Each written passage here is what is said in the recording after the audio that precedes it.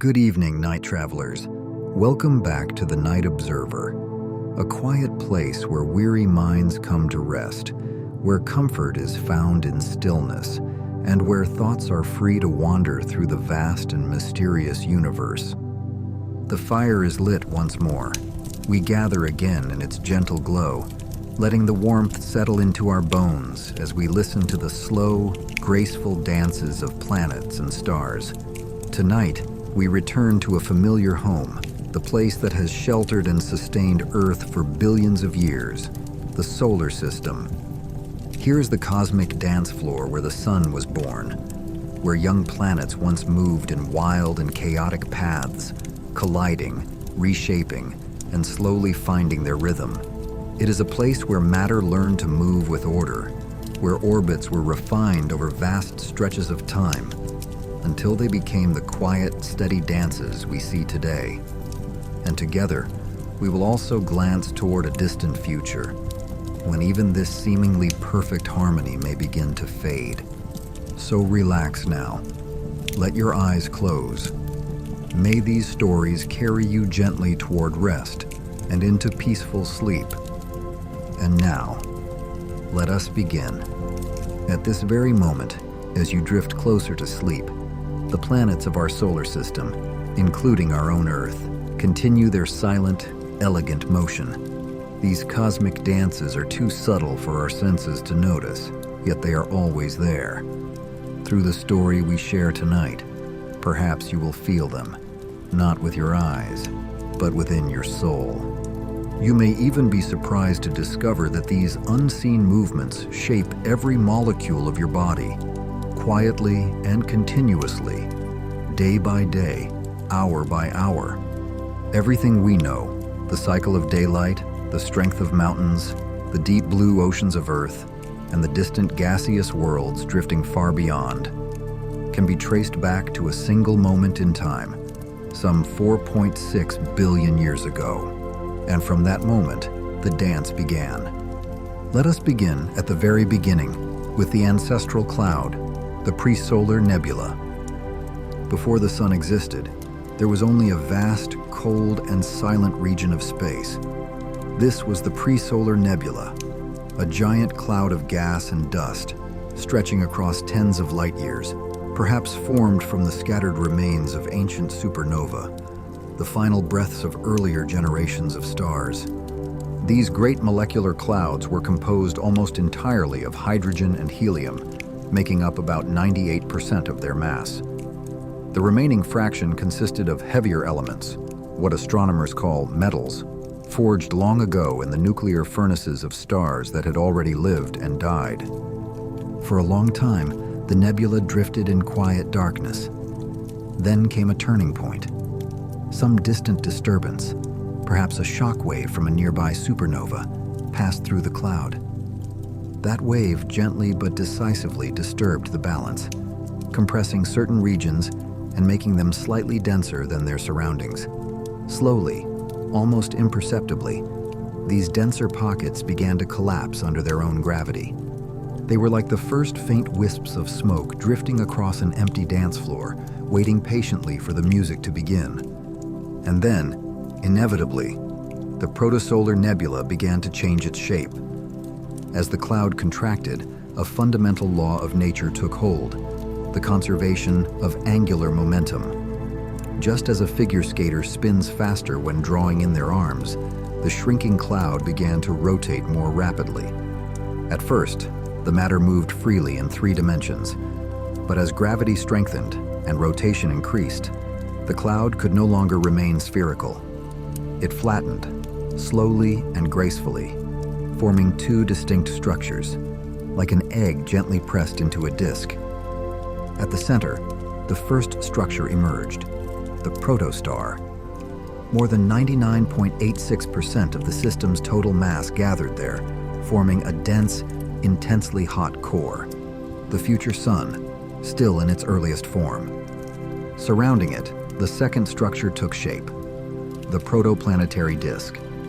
The remaining gas and dust spread outward into a vast rotating disk, about 200 astronomical units in diameter. 200 times the distance between Earth and the Sun. It was a scene like drifting smoke on a quiet dance floor, swirling softly in half-light. Everything was just beginning. The mist of the protosolar nebula carried you gently into a dreamlike state, into the comfort of a space that felt endless and calm, as the solar system slowly prepared to be born. The haze had settled, and now, the dance floor filled with its first glow, the first light, the birth of the sun. The protostar at the center continued to contract. With each passing moment, pressure and temperature in its core rose to unimaginable levels. After roughly 50 million years, conditions became extreme enough to ignite thermonuclear fusion. This was the defining moment. Hydrogen nuclei began to fuse into helium, releasing an enormous amount of energy. That energy pushed outward, creating thermal pressure strong enough to resist gravity's inward pull. When these two forces reached perfect balance, outward pressure and inward gravity, the sun entered a stable state known as hydrostatic equilibrium. At that moment, our sun officially became a G2V main sequence star. There is a quiet detail worth remembering. Every second, deep within its core, the sun converts roughly 600 billion kilograms of hydrogen into helium. In the process, about 4 billion kilograms of matter are transformed directly into energy. Though that number sounds immense, it is only a minute fraction of the sun's total mass. Even so, through radiation and the solar wind, the sun loses millions of tons of matter every second, gently, steadily, and without pause. And so, with a quiet and steady glow, the music truly began. The sun is not only a brilliant source of light, it also brought with it a great wind, one that quietly cleared the stage for the next act.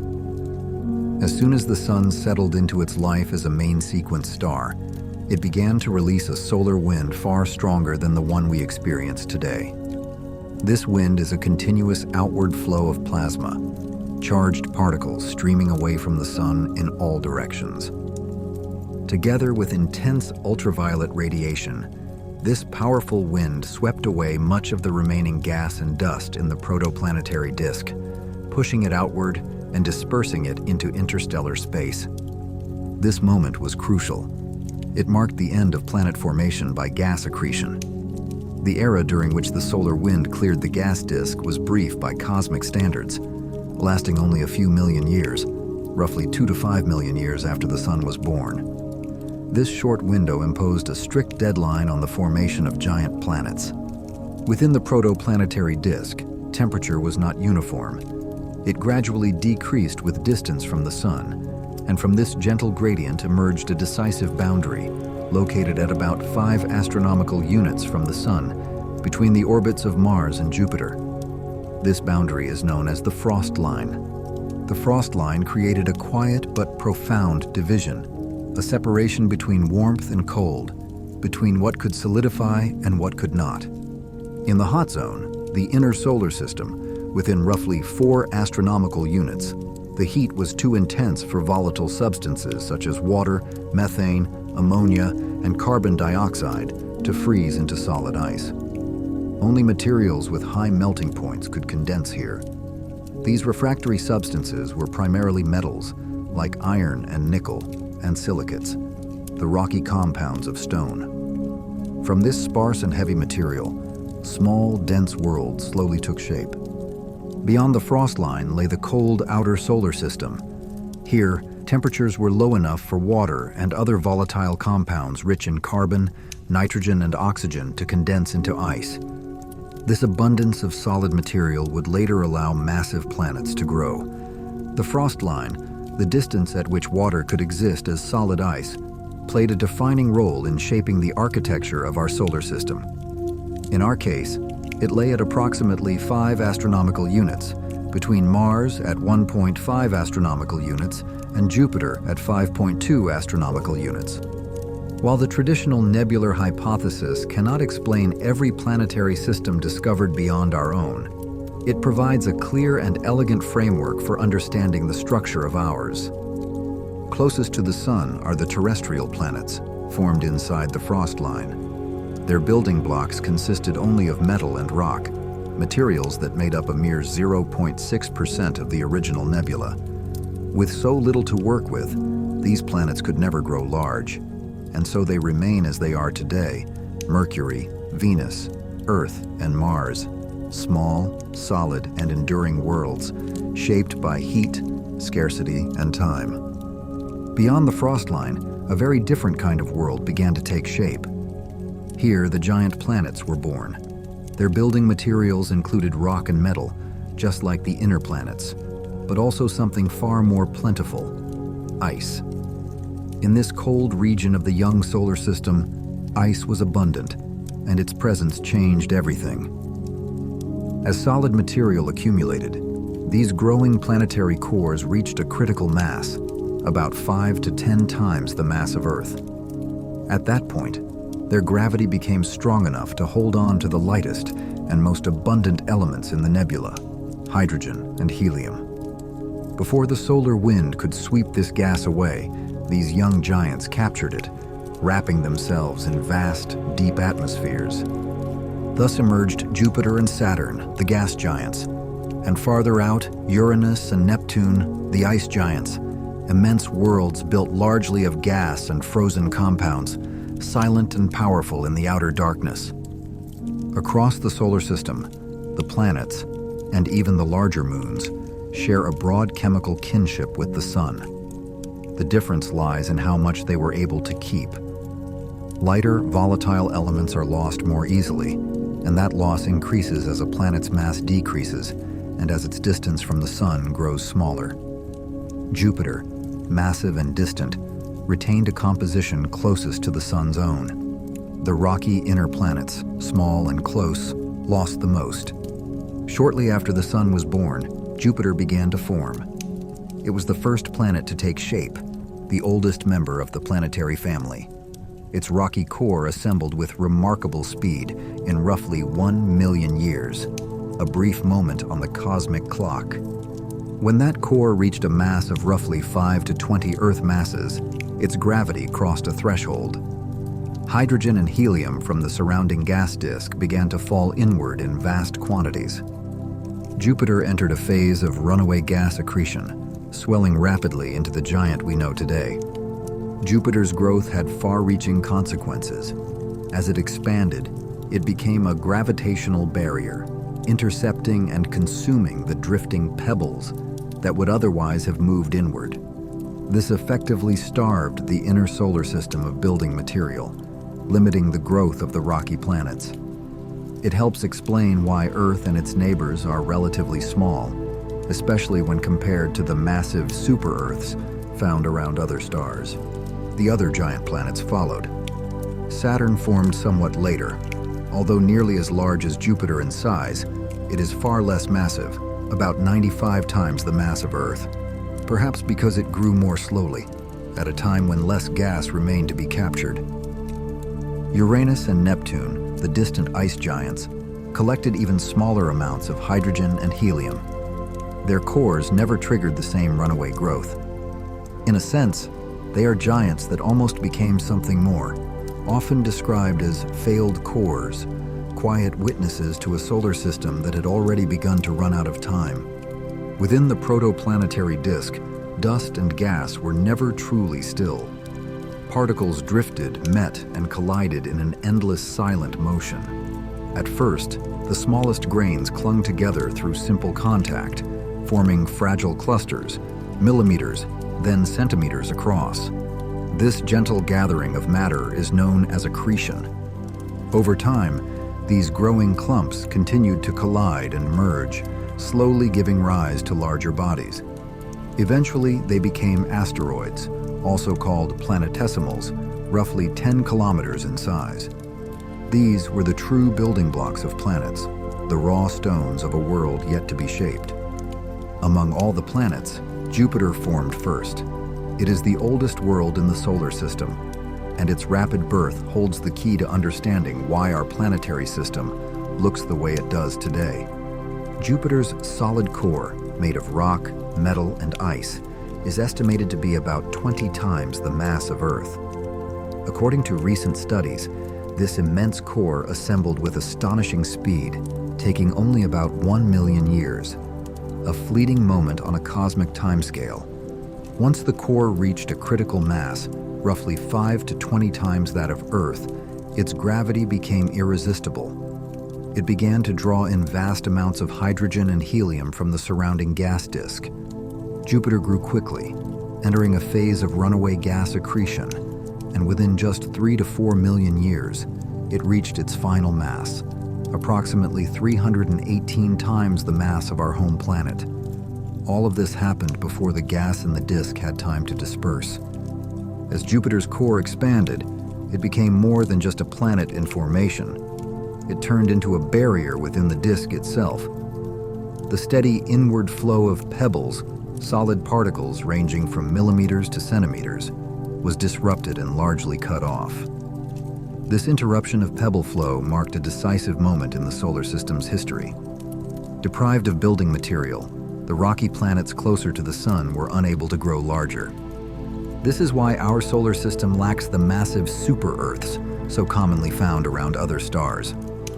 Saturn, the second largest gas giant, followed several million years later. Though vast in size, it is significantly less massive than Jupiter, weighing about 95 times the mass of Earth. By the time Saturn began accreting gas, much of the disk had already been cleared by the Sun itself and by Jupiter's powerful presence, leaving less material available for Saturn to capture. Farther out lie Uranus and Neptune, known as the ice giants. These distant worlds contain far more frozen material, water, ammonia, and methane, than hydrogen and helium. They are often described as failed cores, having accumulated only modest amounts of gas. Their late formation may be the reason. Forming planets at such great distances from the Sun is a slow process, taking millions of years, too slow in fact, to explain their current masses if they formed where they now reside.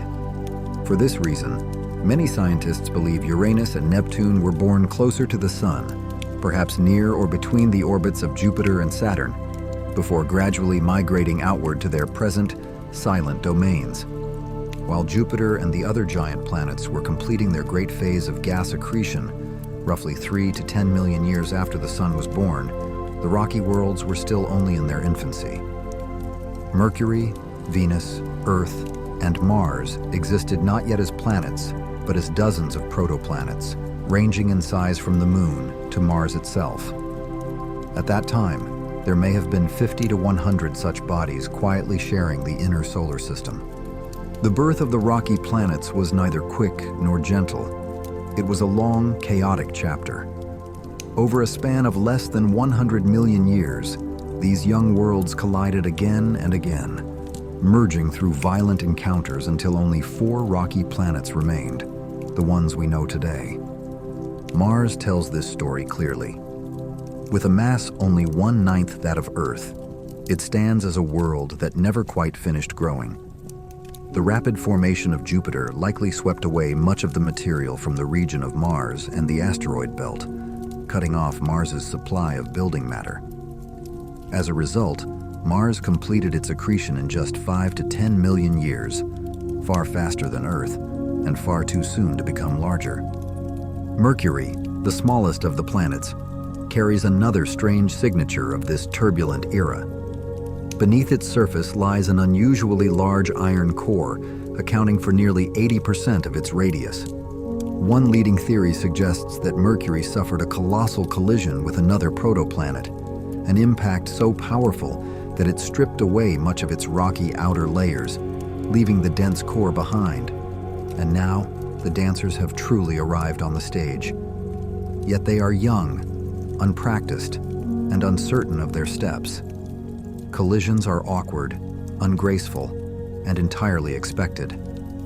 After drifting through the quiet dawn, when the Sun first ignited and the giant planets took shape, the solar system entered its most turbulent age. Worlds wandered, struck one another, and slowly rearranged themselves, searching for balance. The young solar system was anything but peaceful. Newly formed planets did not remain fixed in place. They moved, stirred, and reshaped their surroundings, triggering vast clearings of material and later repopulating those same regions in new ways.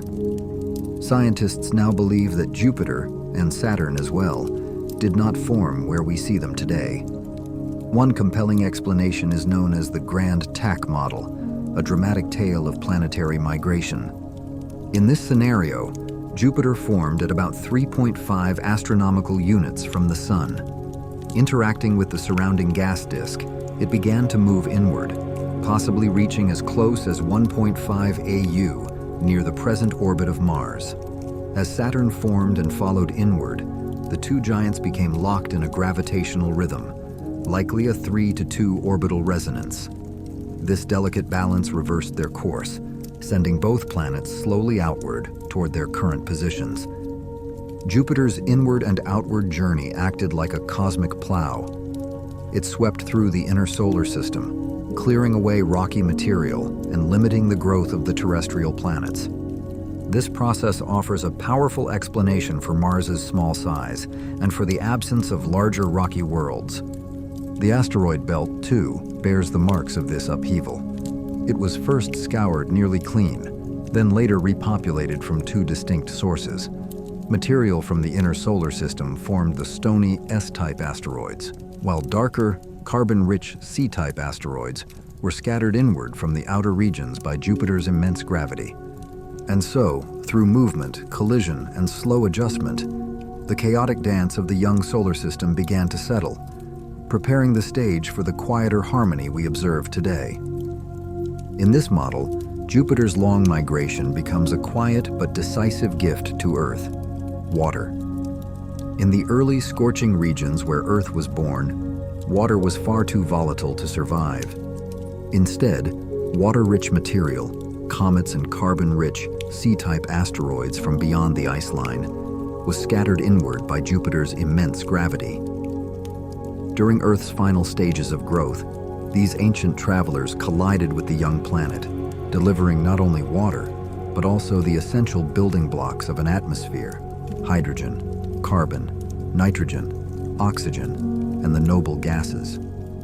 Closer to the Sun, Mercury keeps its own austere secrets.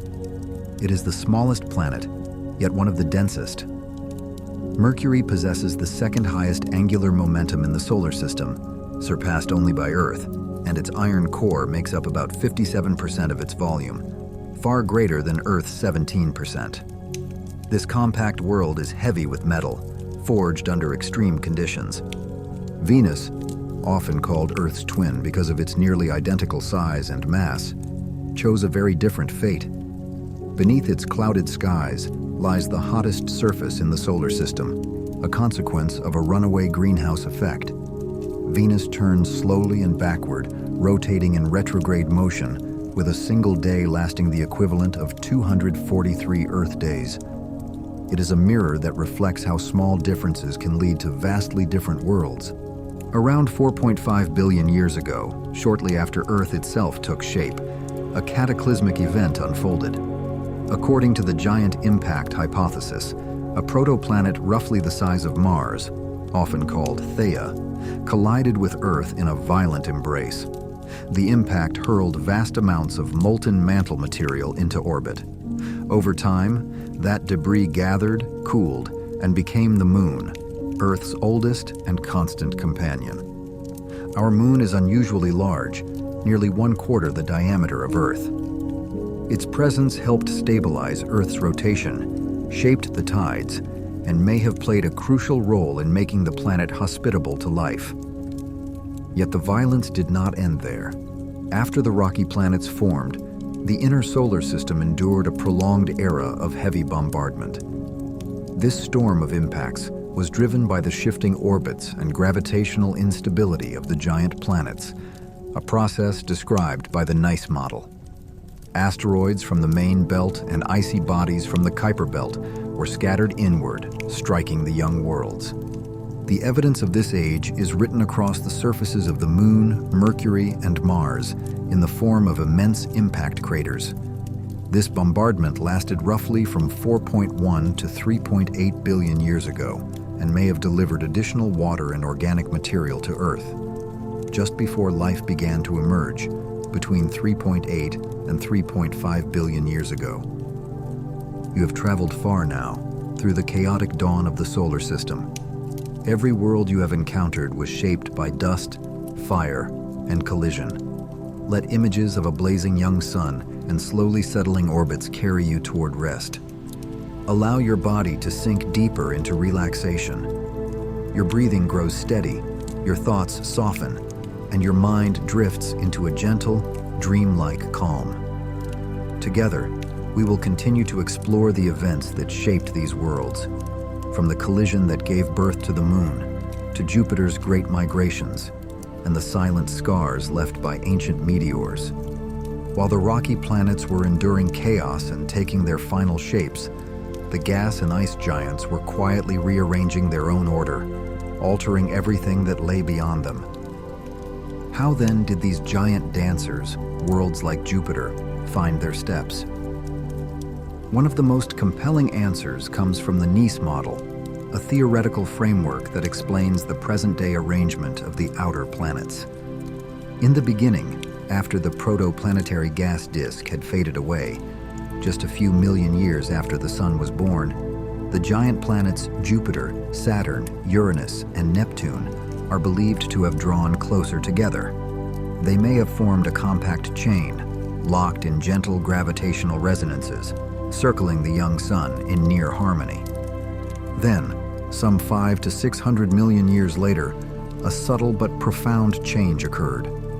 Jupiter and Saturn entered a 2-to-1 orbital resonance, with Saturn completing one orbit for every 2 of Jupiter.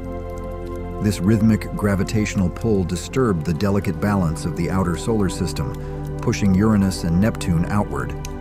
This slow rearrangement set off a cascade of events. Neptune swept past Uranus and plunged into the primordial Kuiper Belt, a vast reservoir of icy bodies left over from the solar system's formation. Through its gravitational encounters, Neptune scattered these frozen remnants. Some were flung inward toward the inner planets, contributing to the late heavy bombardment, while others were cast far outward, forming the distant Oort cloud. In this way, the wandering of the giant planets shaped the architecture of the outer solar system, defining the Kuiper Belt, seeding the Oort cloud, and settling the planets into the orbits we observe today. Among these distant worlds, Uranus stands apart. Its rotation axis is tilted by nearly 98 degrees, causing the planet to roll along its orbit rather than spin upright.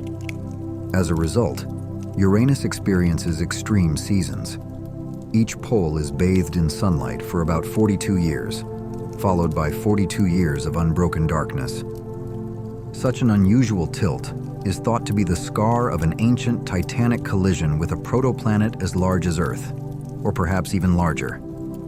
This violent past also twisted Uranus's magnetic field, tilting it by about 59 degrees from its rotation axis and shifting it away from the planet's center, creating a magnetic environment unlike any other in the solar system. Uranus and Neptune both guard deeper mysteries. Scientists believe that within their interiors, under crushing pressure and searing heat, methane breaks apart. Freed carbon atoms are then squeezed into tiny glittering diamonds, which fall slowly toward the planet's cores in a silent and endless diamond rain. Neptune, the farthest known planet, offers another quiet surprise.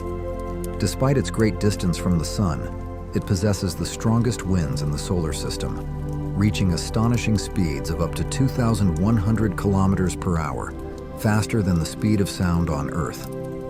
These supersonic winds are thought to be powered not by sunlight, but by Neptune's own internal heat, a deep and lingering warmth left over from its formation. And so, as the giants complete their slow, stately dance, the outer reaches of the solar system settle into a cold and distant calm, one shaped by gravity, time, and motions so vast that they can only be felt, never heard. Around these giant planets, entire miniature solar systems quietly unfold, shaped and governed by the immense gravitational presence of their parent worlds. Nowhere is this more evident than around Jupiter. Its system of moons, especially the Galilean moons, Io, Europa, Ganymede, and Callisto, forms a collection of worlds as complex and compelling as planets themselves. Io, the world of fire. Io is the most volcanically active body in the entire solar system. Its relentless eruptions do not come from leftover internal heat, but from Jupiter's overwhelming tidal forces. Locked in a delicate gravitational resonance with Europa and Ganymede, Io is constantly stretched and squeezed. This endless flexing generates friction deep within its interior, melting rock and driving towering volcanic plumes that repaint its surface again and again. Europa, the hidden ocean. Beneath Europa's smooth, fractured ice lies strong evidence of a vast, salty ocean of liquid water. Like Io, Europa is warmed by tidal heating from Jupiter's gravity, preventing this ocean from freezing solid.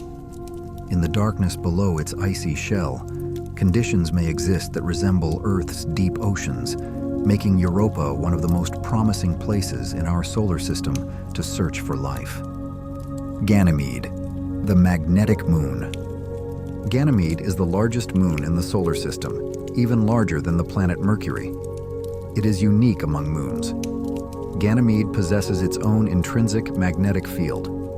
Though this field is nested within Jupiter's immense magnetosphere, it reveals a complex internal structure.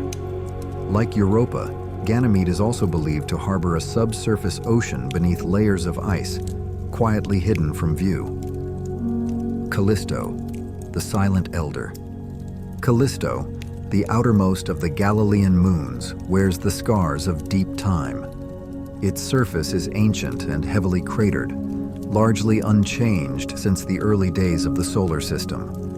Often described as a relic of Jupiter's formation, Callisto too may conceal an ocean beneath its icy crust, preserved in stillness for billions of years. Turning now to Saturn, we encounter a small but remarkable moon named Enceladus. From fractures near its south pole, known as tiger stripes, Enceladus ejects towering plumes of water vapor into space. These geysers originate from a liquid ocean beneath the moon's frozen surface, kept warm by Saturn's tidal pull. Analyses of the ejected material reveal organic compounds, salts, and signs of hydrothermal activity, key ingredients associated with life. Some scientists suggest this ocean could even support life forms based on methanogenesis. Farther still, at the edge of the planetary realm, lies Triton, Neptune's largest moon. Triton moves in a retrograde orbit, traveling opposite the direction of Neptune's rotation. This unusual motion strongly suggests that Triton did not form alongside Neptune, but was captured long ago from the Kuiper Belt. Such a dramatic capture would have caused immense disruption, generating internal heat and possibly altering Neptune's own system. Today, Triton remains active. Cryovolcanoes erupt nitrogen ice across its surface, reshaping a world locked in extreme cold. When Triton was observed in 1989, it was recorded as one of the coldest known objects in the solar system, a distant, silent witness to a violent past. And so, around the giant planets, these moons continue their quiet revolutions, worlds of fire, ice, hidden oceans, and ancient scars, each one telling a story written slowly by gravity, time, and darkness. Giant dancers like Jupiter move with overwhelming force, shaping the rhythm of the solar system. But beyond their sweeping motions, the rocky dancers follow quieter, more intimate steps of their own. Freed from Jupiter's direct influence, the rocky planets continue to change, slowly, relentlessly, through geological and chemical transformation. Mars carries the clearest scars of a violent youth. Rising above its surface is Olympus Mons, the tallest volcano in the solar system, nearly 22 kilometers high, almost 3 times the height of Mount Everest. It grew so immense because Mars lacks plate tectonics. With no moving crust to shift the source of magma, eruptions continued from the same location for millions of years. Stretching across the planet is Valles Marineris, the largest canyon system known, more than 4,000 kilometers long, the width of the entire North American continent, and over 7 kilometers deep. This vast chasm was not carved by water, but formed by tectonic fracturing as the planet's crust bulged under the immense weight of the Tharsis volcanic plateau. About 4 billion years ago, Mars lost its global magnetic field, likely as its core cooled and slowed. Without this protective shield, solar winds gradually stripped away much of the planet's atmosphere and surface water. What remains today is a cold desert world, its familiar reddish-orange color painted by iron oxide, rust, spread across the surface. Mercury, the smallest planet, presents a quiet mystery. Its iron core is extraordinarily large, occupying roughly 80% of its radius and about 57% of its volume, compared to Earth's modest 17%. One explanation is the collision hypothesis. A massive impact with another protoplanet may have blasted away much of Mercury's rocky outer layers. Another idea, the evaporation hypothesis, suggests Mercury formed very close to a young, intensely hot sun, causing lighter rocky material to vaporize and be swept away by the solar wind. Despite its small size and extremely slow rotation, one Mercury day lasts 58.7 Earth days, the planet still maintains a global magnetic field, though it is very weak, only about 1.1% as strong as Earth's. This field may be generated by a dynamo effect within its liquid core, possibly sustained by tidal heating and Mercury's eccentric orbit. Then there is Venus, Earth's twin in size and mass, yet a world shaped by a very different fate. Venus rotates in the opposite direction of most planets, a retrograde motion that may be the result of a massive collision or the long, patient pull of the sun's tidal forces. One day on Venus lasts 243 Earth days, longer than its year. Though farther from the sun than Mercury, Venus is the hottest planet in the solar system. Surface temperatures reach about 464 degrees Celsius, hot enough to melt lead. This extreme heat is caused by an atmosphere composed of 96.5% carbon dioxide, creating a runaway greenhouse effect with no natural release. Venus also lacks a true global magnetic field, possessing only a weak, induced one. Its core may rotate too slowly, or may have partially solidified, preventing a stable dynamo.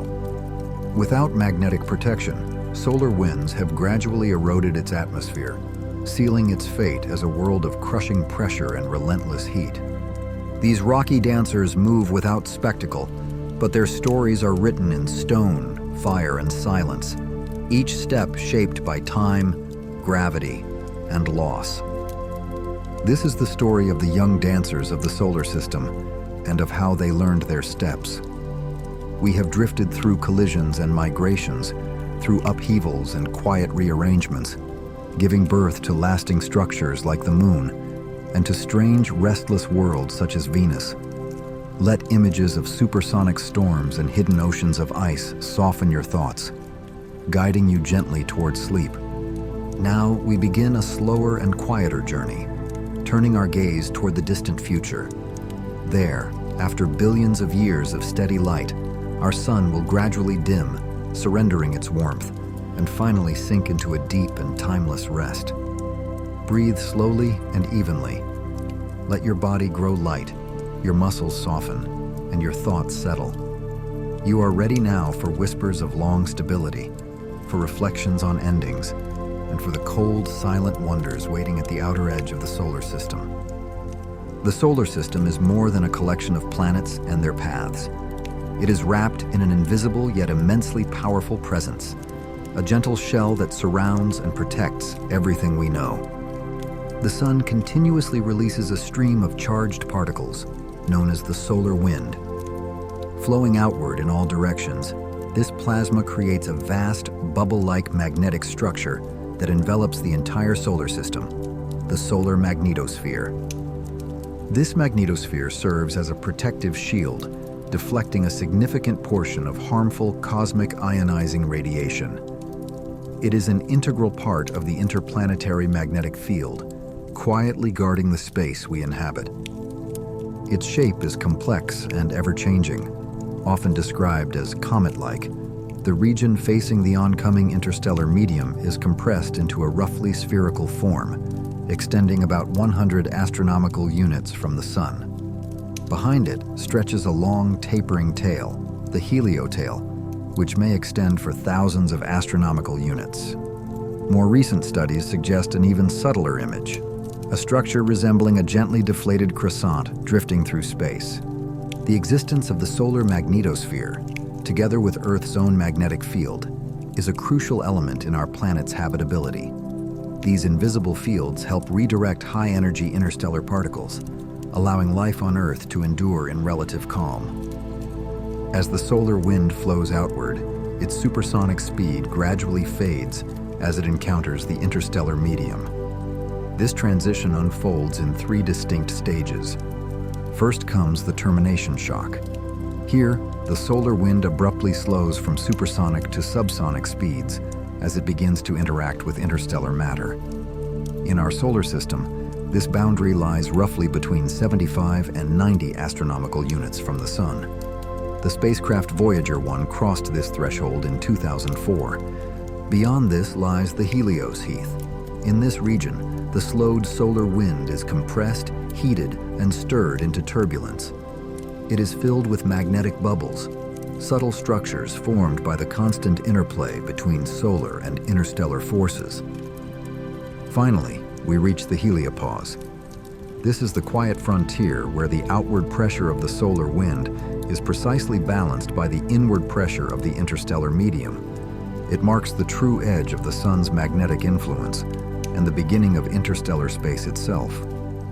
Voyager 1 crossed this boundary on August 25, 2012, at a distance of about 121 astronomical units, followed by Voyager 2 on November 5, 2018, at approximately 119 astronomical units. Here, at the edge of the Sun's long embrace, the familiar rhythms fade, and the vast silence of the galaxy begins. At this very moment, our solar system is drifting quietly through a subtle region of space known as the local interstellar cloud. The Sun, carrying all of its planets and distant companions with it, circles the Milky Way at a speed of about 220 kilometers per second. One complete journey around the galaxy takes roughly 225 to 250 million years, a span of time known as a galactic year. We have completed many such revolutions, each one a slow and patient passage through the spiral arms of our home galaxy.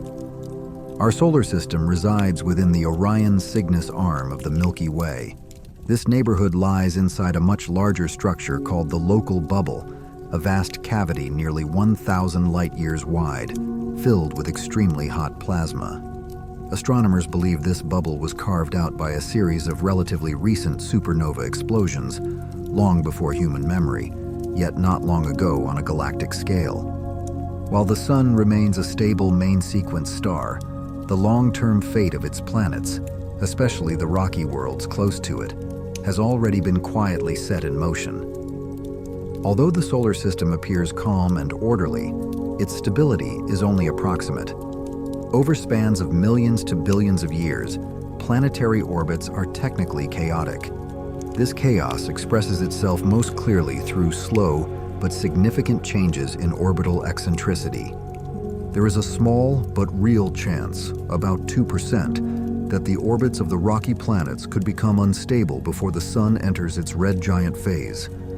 Mercury is the most fragile of all.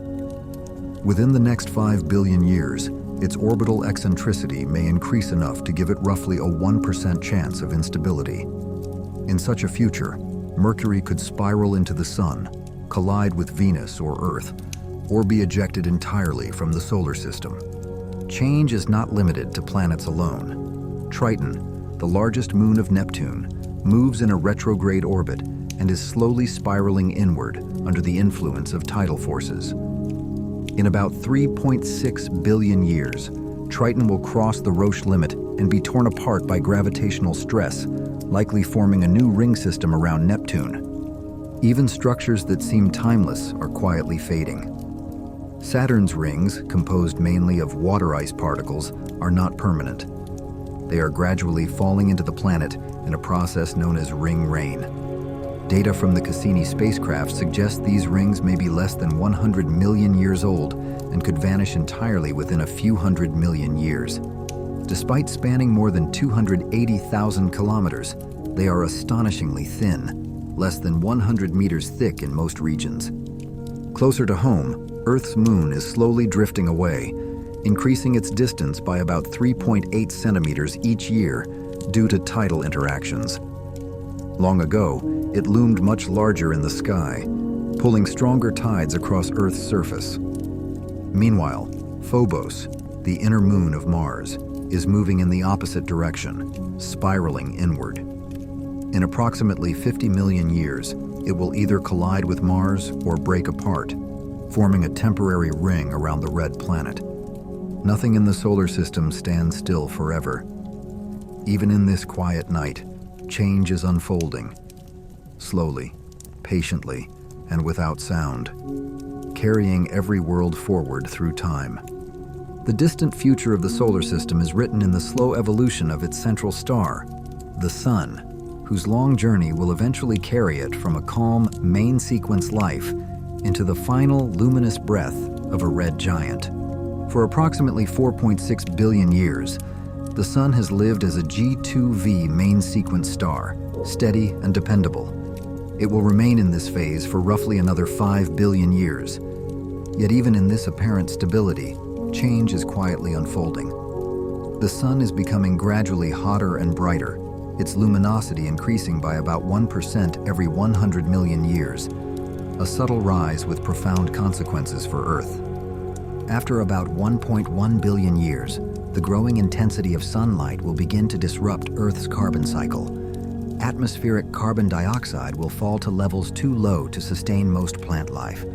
By 1.5 billion years, Earth's average surface temperature may approach 100 degrees Celsius. Between 1.6 and 3 billion years, the oceans will slowly evaporate, their water molecules escaping into space.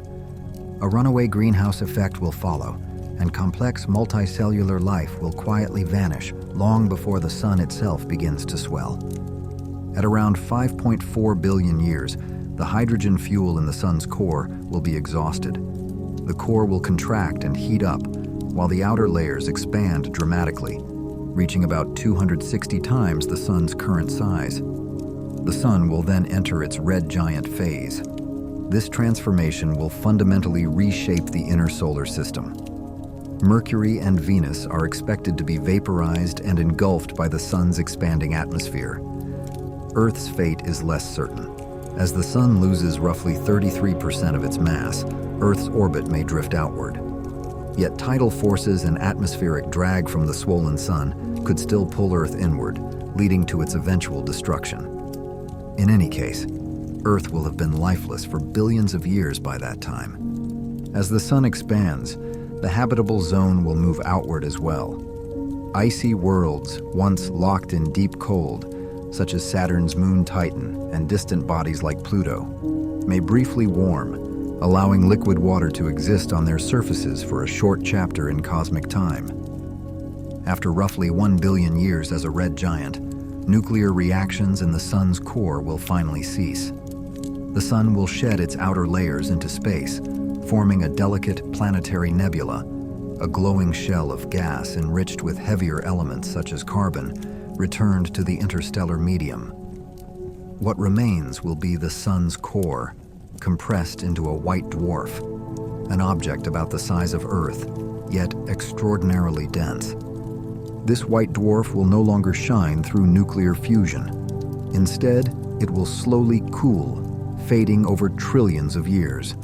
After roughly 1 quadrillion years, it will become a hypothetical black dwarf, cold and invisible, marking the final quiet of the Sun. Even if the outer planets, Jupiter, Saturn, Uranus, and Neptune, survive the red giant phase, their story does not end there.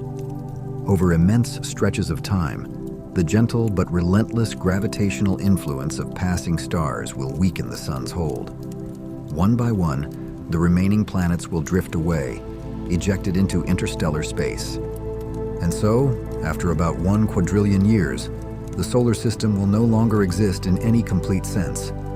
Its worlds dispersed, its star extinguished, its long and patient dance finally brought to rest. Let us pause for a moment and turn our attention to Earth, the only living dancer in the solar system. Among all relationships in this vast cosmic stage, none is more intimate or more consequential than the bond between the Sun and Earth. It is this quiet, unwavering relationship that gives rise to life, and in time, will also decide its final chapter. Earth is not merely a rocky world circling a star. It is a finely balanced geological machine, equipped with subtle mechanisms that preserve life, most of them rooted deep within its interior and in its constant dialogue with the Sun. To begin with, Earth is the densest planet in the solar system. More mass is packed into a smaller volume here than on any other planet, from the inner rocky worlds to the distant gas giants. This remarkable density comes from a metal-rich core, composed primarily of iron and nickel. Within that core, motion never truly ceases. The slow circulation of liquid, iron-rich material in Earth's outer core generates something of immeasurable value, a global magnetic field, or magnetosphere. This invisible shield gently bends and deflects charged particles from the solar wind and cosmic radiation, steering most of them safely past our planet. Without it, Earth's atmosphere would be slowly stripped away, much as Mars is believed to have lost its own after its magnetic field faded. In this way, the magnetic field not only protects life, but helps the atmosphere endure. Another quiet architect of life is Earth's axial tilt, measured at about 23.4 degrees. This gentle lean gives us the rhythm of the seasons, shaping cycles of warmth and cold, light and darkness. Without this tilt, Earth's climate would be far more uniform and far less dynamic. And then there is water. Earth remains the only known planet in the solar system where water exists naturally in all 3 states: solid ice, flowing liquid, and invisible vapor. Oceans, glaciers, and clouds exist together in delicate balance, regulated by Earth's distance from the Sun and the steady pressure of its atmosphere. This balance is essential to life as we know it. All life on Earth depends on the Sun, a G2V main sequence star, reliable, patient, and enduring. Yet even the Sun is not unchanging. Though it appears calm, the Sun is slowly growing hotter and brighter. Deep within its core, hydrogen is steadily being fused into helium. As the core becomes denser, fusion accelerates, and the Sun's luminosity increases by roughly 1% every 100 million years. This seemingly small change quietly writes Earth's future. 1.1 billion years from now, increased solar radiation will push the habitable zone beyond Earth's orbit. Atmospheric carbon dioxide will decline to levels too low for most plant life to survive. Around 1.6 billion years from now, Earth's average surface temperature may approach 100 degrees Celsius. The oceans will evaporate, their water escaping into space, setting off an irreversible runaway greenhouse effect. Complex multicellular life, unable to adapt, will fade away. By 3.5 billion years from now, Earth may come to resemble Venus as it is today, a world of intense heat beneath a thick, suffocating atmosphere. This transformation will be slow, silent, and final, an ending patiently delivered by the Sun to its 3rd planet. Yet Earth has never danced alone. Its place and its fate were shaped by powerful gravitational companions, both near and far, most notably the Moon and Jupiter.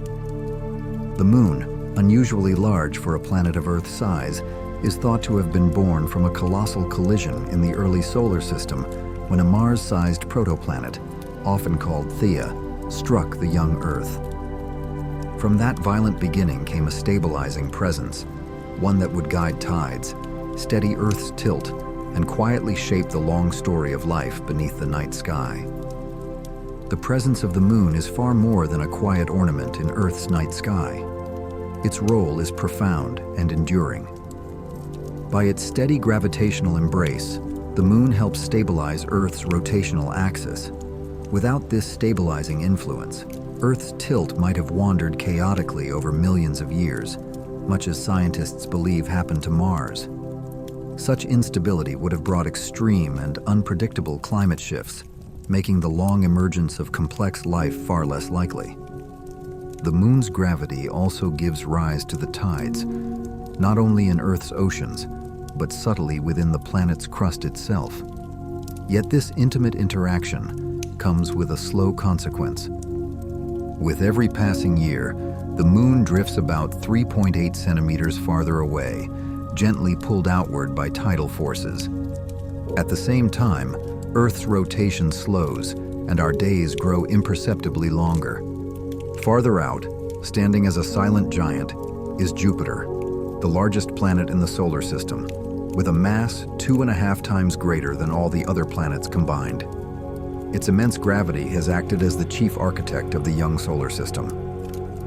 According to modern models, often called the Grand Tax scenario, Jupiter did not form where it now resides. Instead, it first migrated deep toward the inner solar system, possibly as close as Mars, before resonant interactions with Saturn reversed its course and carried it outward once more. This vast movement had two profound consequences for Earth. First, it explains the small size of Mars. As Jupiter swept through the inner regions, it cleared away much of the material that Mars would have needed to grow larger, leaving it stunted and starved. Second, it enabled the delivery of water. Jupiter's migration helped scatter water-rich material, particularly C-type asteroids from the outer regions, into the inner solar system. Some of this material found its way to Earth, providing the water that would one day fill the oceans. Jupiter's influence began very early. Its core is thought to have formed in as little as 1 million years, growing massive even before the protoplanetary gas disk dispersed. This enormous core created a gravitational barrier, blocking icy pebbles and organic-rich material from drifting inward. In doing so, Jupiter kept the inner planets small and largely rocky, preventing them from becoming super-Earths, a type of planet commonly found around other stars.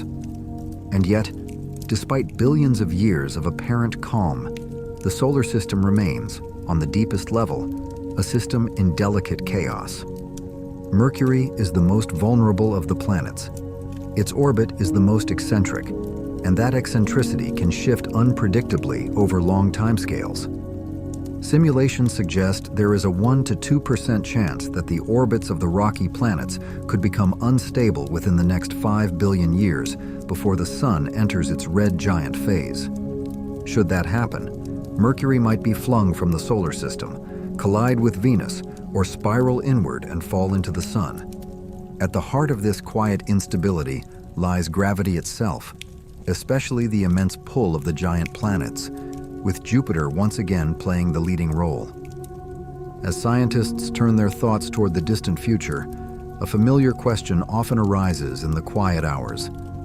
Will there come a day when all the planets align and catastrophe follows? And what truly awaits us when the Sun begins its long sleep?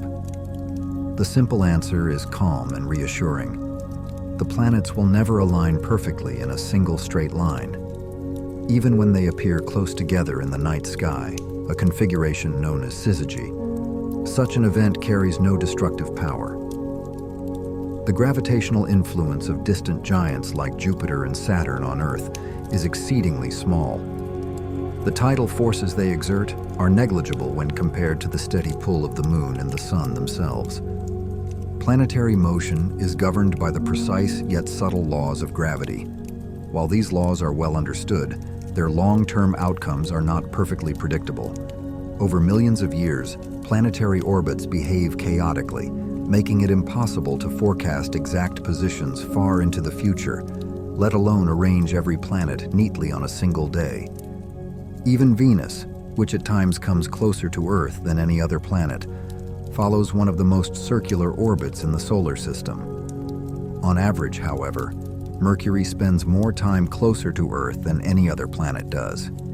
And the rare and graceful passage of Venus across the face of the Sun unfolds only once every 243 years, a reminder of how measured and unhurried celestial rhythms truly are. The ultimate fate of the solar system is not sudden violence, but a slow and graceful fading, guided by the life cycle of the Sun. In about 5.4 billion years, the Sun will exhaust the hydrogen in its core and begin to swell, entering its red giant phase. As it expands, it will shed roughly 30% of its mass, while growing to nearly 260 times its current size. Mercury and Venus are expected to be engulfed. Earth's fate is less certain, but it is likely to be scorched beyond recognition and eventually drawn into the Sun's vast, expanded atmosphere, even as its orbit drifts outward in response to the Sun's mass loss. At that point, Earth will no longer be dancing. It will slow, fall silent, and fade from the cosmic stage. After its final nuclear reactions, the Sun will cast off its outer layers, forming a glowing planetary nebula. What remains will collapse into a white dwarf, an object no larger than Earth, yet holding more than half the Sun's original mass. This dense remnant will no longer shine through fusion, but will instead cool slowly, over trillions of years, until it becomes a theoretical black dwarf, dark and cold. And even then, time will not be finished. Over spans approaching 1 quadrillion years, the quiet pull of passing stars within the Milky Way will gradually disturb what remains. Surviving planets will be loosened from their paths and cast into interstellar space. One by one, they will drift away. In the end, the solar system will not end in chaos or fire, but in silence, its music fading note by note until nothing remains but memory, written in the dark between the stars. There is a certain kind of question that tends to surface only in the late hours, when the noise of the day has finally subsided and the mind is allowed to wander freely. It is the kind of question that does not demand urgency, only contemplation. Among these is a familiar and persistent thought. Will the heavens one day fall into perfect alignment, and will that alignment spell disaster? Closely following it comes another, even more intimate question. What truly awaits us when the Sun, our oldest companion, begins its long and final sleep? The passage before us does not answer these questions with drama or alarm. Instead, it responds with calm, patience, and a quiet confidence rooted in centuries of observation and understanding. It invites us to set aside fear and replaces it with perspective.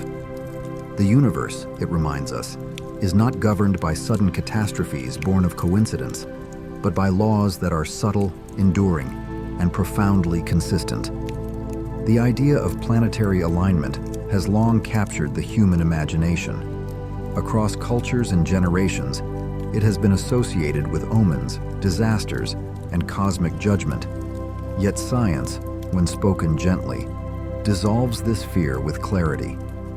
The planets, we learn, will never align perfectly in a single, rigid line. Even when they appear close together in the night sky, a phenomenon known as syzygy, the effect is largely visual, not physical. The immense distances separating these worlds ensure that their gravitational influence upon Earth remains faint, almost imperceptible. Jupiter and Saturn, giants though they are, exert tidal forces on Earth that pale in comparison to the steady, familiar pull of the Moon, or the overwhelming influence of the Sun itself. This realization is quietly reassuring. It tells us that the night sky, despite its grandeur, is not poised on the edge of collapse. The cosmos is not fragile in the way human fears often imagine it to be. Yet the text does not suggest that everything is rigidly predictable. On the contrary, it acknowledges the delicate complexity of planetary motion. While gravity follows precise mathematical laws, the long-term behavior of planetary orbits is chaotic in the technical sense. Over millions of years, small variations accumulate, making it impossible to forecast exact positions far into the future. This chaos, however, is not violent. It is slow, measured, and unfolds over spans of time that far exceed a human lifetime. Even Venus, a planet often misunderstood and romantically portrayed as Earth's closest companion, follows a remarkably circular path around the Sun. And while Mercury may, on average, spend more time nearer to Earth than any other planet, its presence carries no threat. The rare transit of Venus across the face of the Sun, occurring only once every 243 years, serves as a reminder that celestial events move not with urgency, but with dignity and restraint. As the passage gently shifts its focus from fear to fate, it brings us closer to the heart of the matter, the life cycle of the Sun. Here, the tone becomes almost elegiac. The Sun, which has warmed Earth for billions of years, is not eternal. In approximately 5.4 billion years, it will exhaust the hydrogen fuel at its core. This moment does not mark a violent end, but a transformation, a swelling, a deep breath taken for the last time. As the Sun enters its red giant phase, it will grow to an almost unimaginable size, expanding to nearly 260 times its current radius. In doing so, it will shed a significant portion of its mass, roughly 30%, releasing it back into space. Mercury and Venus, closest to the fire, are expected to be consumed entirely. Earth's fate is less certain, but the passage does not offer false hope. Long before any physical engulfment, Earth will already have become uninhabitable, scorched by increasing heat, and stripped of the delicate conditions that once allowed life to flourish. The image of Earth no longer dancing is particularly striking. It suggests not destruction, but cessation, a slowing, a quiet withdrawal from the cosmic rhythm it once followed so faithfully. There is no explosion here, no sudden silence. Instead, there is a gradual fading, like the final notes of a familiar melody. After the Sun's last nuclear reactions have concluded, it will release its outer layers, forming a planetary nebula, a luminous shell of gas expanding outward, briefly glowing before dispersing into the interstellar medium. What remains at the center will be a white dwarf, a remnant no larger than Earth, yet containing more than half of the Sun's original mass. This object will no longer generate energy through fusion. It will simply exist, cooling slowly, patiently, over trillions of years.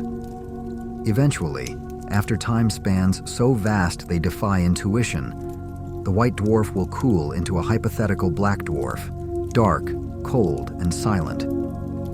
At this point, the solar system as we know it will already be a memory. Yet even then, time continues its work. The gentle gravitational influence of passing stars within the Milky Way will, over quadrillions of years, loosen the remaining planets from their orbits. One by one, they will drift away into interstellar space, no longer bound to the Sun's fading presence. What is remarkable about this vision of the future is not its scale, but its tone. There is no catastrophe here, no chaos, no sudden annihilation. The end of the solar system is described as a quiet dissolution, a gradual dispersal, a music that fades note by note until silence remains. It is an ending marked not by violence, but by inevitability. For an audience that has lived long enough to witness change, personal, societal, and environmental, this perspective carries a certain resonance. We are reminded that impermanence is not a flaw in the universe, but one of its defining characteristics. Everything that exists participates in a cycle: formation, maturity, and eventual release. The passage encourages us to see our place within this cycle not as something tragic, but as something deeply meaningful. Earth's story, like the Sun's, is finite. Yet within that finite span lies extraordinary complexity, beauty, and significance. The fact that the solar system will one day fade does not diminish its value. Rather, it lends weight to every moment it exists.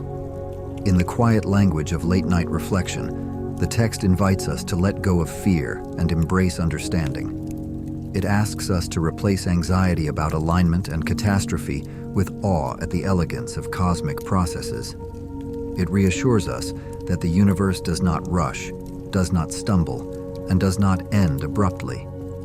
It moves forward with patience, guided by laws that have shaped stars, planets, and galaxies for billions of years.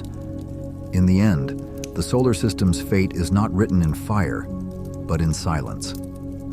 Its final chapter is not a scream, but a whisper, and perhaps there is comfort in that. Perhaps, as listeners in the quiet hours, we can find peace in knowing that even the grandest structures in existence are allowed to rest. As the music fades, what remains is not emptiness, but memory, etched softly into the dark between the stars. If your thoughts have drifted as far as Neptune, carried along by its distant winds, then allow them to pause for a moment and gaze even farther into the dark. Out there, beyond the reach of familiar light, waits another quiet and mysterious dancer. Travel far beyond Neptune, the eighth and most distant known planet of the solar system. At this range, sunlight grows faint and fragile. Here begins the trans-Neptunian region, home to the Kuiper Belt. The Kuiper Belt is a vast donut-shaped ring of small icy worlds, ancient remnants left behind from the birth of the solar system itself. It stretches from roughly 30 to 50 astronomical units from the Sun.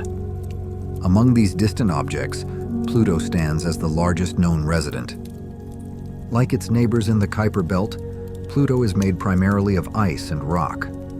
Its surface tells a story in muted contrasts: charcoal black, deep orange, and pale white, shades shaped by extreme cold and time. Scientists believe Pluto formed from the same early particles that gave rise to the planets within the protoplanetary disk that once surrounded the young Sun. Yet Pluto never completed the journey to full planetary status. It remains a relic planetesimal, a fragment of that original disk that never merged into a larger world. In some ways, Pluto resembles a comet. Were it brought as close to the Sun as Earth, it is expected that heat would awaken a flowing tail of gas and dust, drifting silently into space. Pluto's path around the Sun sets it apart from the 8 larger planets. While those planets follow nearly circular orbits along a shared plane known as the ecliptic, Pluto travels on a noticeably elliptical path, tilted by more than 17 degrees from that plane. This unusual orbit leads to a quiet curiosity of motion. For a brief portion of its 248-year journey around the Sun, Pluto actually moves closer to the Sun than Neptune. The most recent passage occurred between 1979 and 1999. Yet there is no danger of collision. Pluto and Neptune are bound in a graceful and enduring rhythm, locked in a 2 to 3 orbital resonance. For every 2 orbits Pluto completes, Neptune makes exactly 3. This delicate gravitational harmony keeps the 2 worlds safely apart. Without it, the pull of the giant planets could have scattered Pluto long ago. And so Pluto continues its slow, solitary dance, far from warmth, far from noise, circling the Sun in silence, a memory of the solar system's earliest days, drifting patiently at the edge of the night. The story of Pluto begins with a deeper and older mystery, the long search for a world once called Planet X. In the 19th century, astronomers noticed something subtle, yet persistent. Uranus was not following its predicted path with perfect precision. Small deviations appeared in its orbit, as though an unseen hand were gently tugging at it from the darkness beyond. The mathematician Urbain Le Verrier, using only Newtonian mechanics and careful calculation, proposed that an undiscovered planet must be responsible. His prediction proved remarkably accurate. In 1846, Neptune was found almost exactly where he had foretold. And yet, even after Neptune's discovery, the irregularities did not entirely vanish. This lingering uncertainty inspired Percival Lowell, a wealthy and determined astronomer, to begin an ambitious search for another hidden world, Planet X. After Lowell's death, the task passed quietly to a young man only 23 years old, Clyde Tombaugh. Tombaugh's work was patient and methodical. Night after night, he photographed the same regions of the sky. By day, he examined these images using a blink comparator, watching for the faintest point of light that shifted between frames. On February 18, 1930, after nearly a year of searching, Tombaugh noticed such a movement. The photographs taken weeks earlier in January revealed a distant object slowly wandering against the fixed stars. On March 13, 1930, the discovery was announced to the world. Pluto had been found. The Lowell Observatory soon received more than 1,000 suggestions for its name. The one that endured came from Venetia Burney, an 11-year-old girl in Oxford with a love for classical mythology. She proposed the name Pluto, the Roman god of the underworld, a fitting title for a world dwelling in eternal darkness. By quiet coincidence, the first two letters, PL, also honored Percival Lowell. The name was officially approved in May 1930. At first, astronomers believed Pluto to be massive. Early calculations, based on its presumed gravitational effects on Uranus and Neptune, suggested a body nearly as heavy as Earth. Over time, those estimates steadily fell. By 1948, Pluto was thought to be only 1/10 of Earth's mass. By 1976, scientists concluded it could not exceed 1%. These shrinking numbers revealed a deeper truth. No one yet understood what Pluto truly was. Clarity finally arrived in 1978 with the discovery of Charon, Pluto's largest moon. By observing their mutual motion, astronomers could measure their mass precisely. The combined Pluto-Charon system turned out to be only 0.2% of Earth's mass, far too small to disturb Neptune or Uranus in any meaningful way. With that realization, the long-standing Planet X hypothesis quietly came to an end. Pluto was no longer alone, and its true nature began to emerge. Pluto and Charon form one of the most unusual partnerships in the solar system. Their shared center of gravity lies not within Pluto itself, but in the space between them. For this reason, they are often described as a binary system rather than a traditional planet and moon. Charon is more than half the diameter of Pluto, an extraordinary ratio found in very few places. Both bodies are tidally locked, forever showing the same face to one another. From Pluto's surface, Charon would hang motionless in the sky, neither rising nor setting. Beyond Charon, Pluto is accompanied by 4 smaller moons, Styx, Nix, Kerberos, and Hydra. These moons circle the Pluto-Charon pair in nearly circular orbits, aligned with Pluto's equator and Charon's orbital plane, though tilted sharply relative to Pluto's path around the Sun. Their motion follows an intricate gravitational rhythm. Styx, Nix, and Hydra move in a precise 1822-33 orbital resonance, a tightly packed system occupying only a tiny fraction of the space where stable orbits could exist. Decades after its discovery, Pluto remained a quiet enigma, drifting at the edge of the known solar system. It was not until 2015, when a single spacecraft finally reached this distant world, that the long-held secrets of Pluto were gently revealed. NASA's New Horizons spacecraft, launched in 2006, remains the first, and so far the only mission ever sent to explore Pluto. After a silent journey lasting 3,462 days, it reached its moment of closest approach on July 14, 2015. The mission's scientific goals were both careful and ambitious: to study the geology and surface structure of Pluto and Charon, to map their surface composition, and to examine Pluto's fragile and fleeting atmosphere. What New Horizons revealed was not a frozen relic, but a world alive with geological complexity.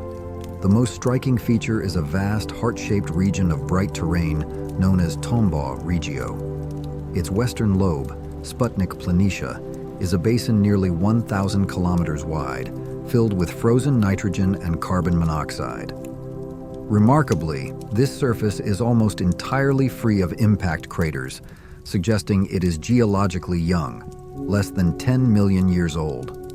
Across Sputnik Planitia, the surface is divided into large polygonal patterns. These shapes are believed to be convection cells, created by the slow movement of liquid nitrogen ice rising and sinking beneath the surface. Nearby mountains, some rising several kilometers high, are composed not of rock, but of water ice, a material that, under Pluto's conditions, is strong enough to behave like bedrock. This contrast reveals deep differences in temperature and composition within Pluto's crust. Beneath this frozen exterior lies one of Pluto's greatest mysteries. Despite its extreme cold, strong evidence suggests the presence of a subsurface liquid water ocean, buried between 100 and 180 kilometers beneath the ice. This hidden ocean may be warmed by heat from radioactive decay within Pluto's rocky core, preserved by thick, insulating layers of ice above. Such an ocean could explain an unusual phenomenon known as true polar wander, a slow reorientation of Pluto's rotation, causing the massive Sputnik Planitia region to align toward Charon.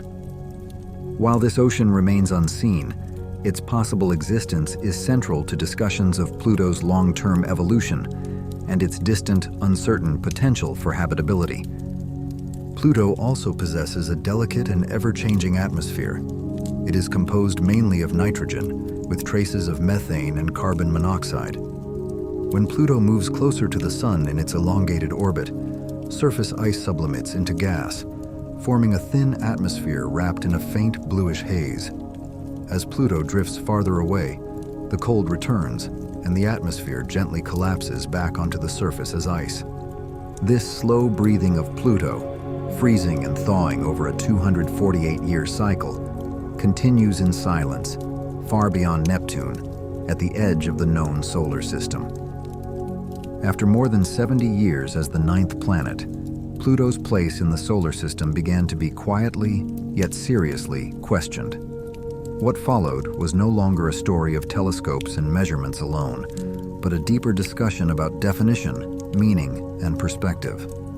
The doubts grew stronger in the 1990s, when astronomers started discovering other large, icy bodies beyond Neptune, objects now known as trans-Neptunian objects, scattered throughout the Kuiper Belt. One by one, these distant worlds emerged from the darkness, some nearly the same size as Pluto, others even larger, all moving within a gravitationally unsettled disk of ancient debris. The debate reached a turning point in July 2005 with the discovery of Eris, an object whose mass exceeded Pluto's by more than 25%. The media quickly labeled it the 10th planet, but among scientists, Eris became something else entirely, the clearest signal that Pluto's classification needed to be reconsidered. In August 2006, at a meeting of the International Astronomical Union, a new and formal definition of the word planet was proposed and adopted. According to this definition, a body in the solar system must satisfy three conditions. First, it must orbit the Sun. Second, it must be massive enough to become nearly spherical under its own gravity. Third, it must have cleared the neighborhood around its orbit. Pluto satisfied the first two requirements. It faithfully orbits the Sun, and its gravity has shaped it into a rounded world. But it failed the third. Pluto shares its orbital region with a vast population of other icy bodies, and its mass, only a small fraction of the total mass in that region, was not enough to dominate and clear its surroundings. By comparison, Earth's mass is more than 1.7 million times greater than the combined mass of all other objects in its orbital path. As a result, a new category was created, the dwarf planet. Pluto was placed into this group, alongside Eris and Ceres, the largest object in the asteroid belt. This reclassification sparked intense debate, both within the scientific community and among the public. It revealed that Pluto carried emotional and cultural weight far beyond its physical size. Many planetary scientists openly disagreed with the decision, arguing that worlds like Pluto, Charon, and Eris deserve to be called planets based on their geological complexity and evolutionary history. Alan Stern, the principal investigator of the New Horizons mission, was among the most vocal critics.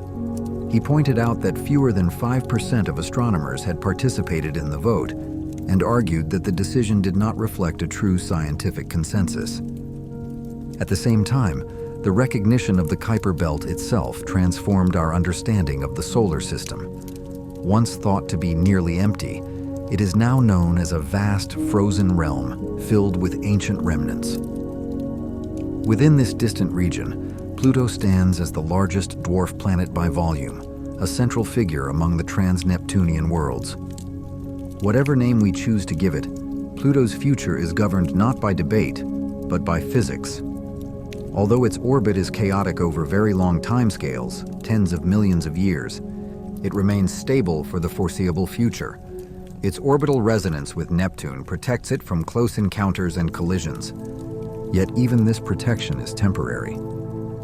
In the unimaginably distant future, the gentle but persistent gravitational influence of passing stars within the Milky Way will unravel the solar system itself. One by one, Pluto and the remaining planets will be cast adrift into interstellar space. And in that quiet exile, the solar system, as a complete and bound family, will finally come to an end. We have journeyed together to a small world, one modest in size, yet rich with the quiet secrets of the universe. Pluto is a place where nitrogen ice slowly flows, where vast oceans may rest unseen beneath the surface, and where even the faintest sunlight is enough to sustain a fragile, breathing atmosphere. Now, allow your thoughts to settle and grow calm. Pluto is no longer merely a planet of old textbooks. It has become a symbol, one of countless ancient, icy worlds drifting in the Kuiper Belt. Its discovery taught us something profound. The solar system does not end at Neptune. It stretches far beyond, into realms that are dark and cold, yet filled with hidden complexity and promise. Let the silence and immensity of the Kuiper Belt gently surround you.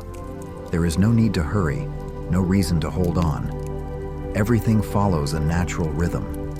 Every existence has its season, and every story finds a quiet place in which to rest. Our passage through the long sleep of the solar system has carried us to the furthest edges of time and space. From solitary spacecraft gliding beyond the sun's magnetic boundary, to the distant vision of the sun itself swelling, fading, and letting go. Each moment holds a deep and lingering beauty. The solar system is a grand gathering, where planets move like dancers in a slow, enduring performance. Yet even the most graceful dance must one day conclude, and that ending, too, is part of the design. If weariness has found you, allow yourself to drift gently into sleep. Let the vastness of the universe hold you. Everything has structure. Everything has an ending. And still, the story continues, quietly, in the dark. Good night, and may your dreams carry you to faraway worlds.